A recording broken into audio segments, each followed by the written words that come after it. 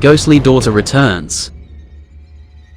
In the small town of Ravenswood, a chilling tale unfolds. Mark and Emily lost their daughter Lily 2 years ago in a tragic accident, and since that day, Mark could never quite move on. His heart was an empty void, drowning in grief and despair. The couple's once happy home had become a haunting reminder of their loss. Emily, on the other hand, seemed to have found a way to cope with the tragedy. She claimed to have found solace in her spiritual beliefs, claiming that Lily's soul still lingered among them, watching over them like a guardian angel. But for Mark, it was nothing more than a desperate attempt to avoid facing reality. As days turned into weeks and weeks into months, the tension between Mark and Emily escalated. Their arguments grew in intensity, with Mark vehemently denying Emily's claims of Lily's presence. He had never experienced any paranormal activity, and he was convinced that Emily was merely trying to avoid the harsh truth that their daughter was gone forever.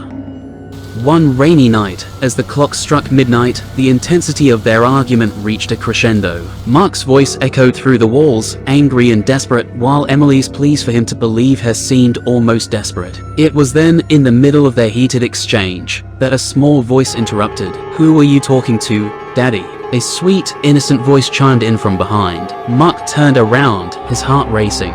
There, in the dimly lit hallway, stood a pale, ethereal figure. Lily, or at least her ghostly apparition, was there, dressed in the same clothes she wore on the day of the accident. His mind reeled in shock and fear. Could it be that Emily was right all along? Was their daughter's spirit truly haunting them? Mark's body trembled as he struggled to find words, but all that escaped his lips was a choked whisper, "Lily." Emily's eyes filled with tears of joy, believing that Mark finally saw what she had been experiencing all this time. But his face soon twisted in confusion, disbelief, and fear. He couldn't fathom what he was witnessing. "Daddy, why are you scared? Don't you love me anymore?" the ghostly Lily asked with an innocent smile.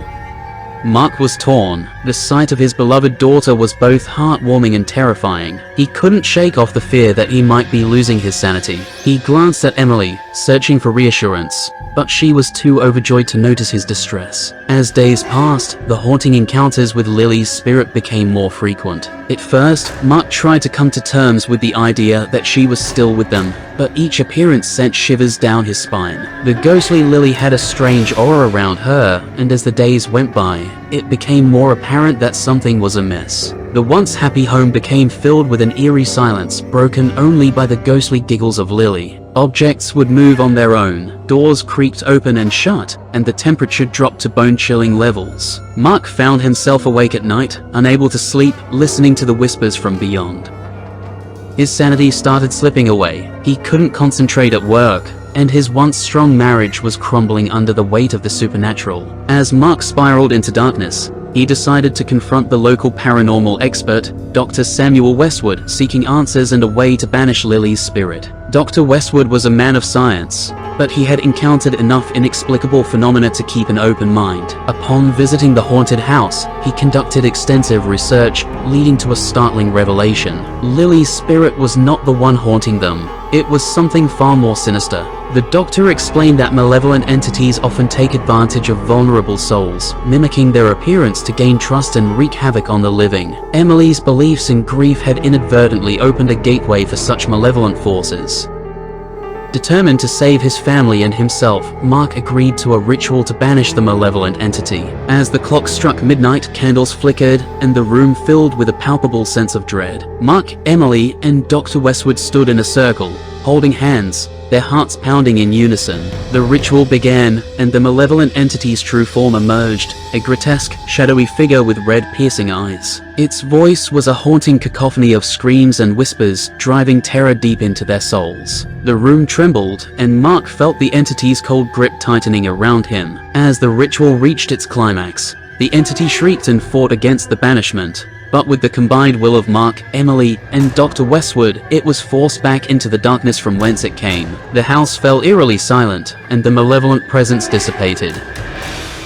Exhausted and relieved, the three thought it was over, but the price for confronting such evil was far greater than they could have imagined. The malevolent entity had taken something from each of them, a piece of their soul. In the following weeks, Mark and Emily started to fade, both physically and mentally. Their eyes lost their sparkle. Their laughter became hollow, and their once vibrant personalities dulled. The darkness that had taken residence in their hearts couldn't be shaken off. One fateful night, as the clock struck midnight again, Mark and Emily's bodies lay lifeless in their bed. Their spirits had been drained, consumed by the malevolent entity they had unwittingly unleashed. Their daughter's ghostly apparition appeared one last time, a sorrowful expression on her face.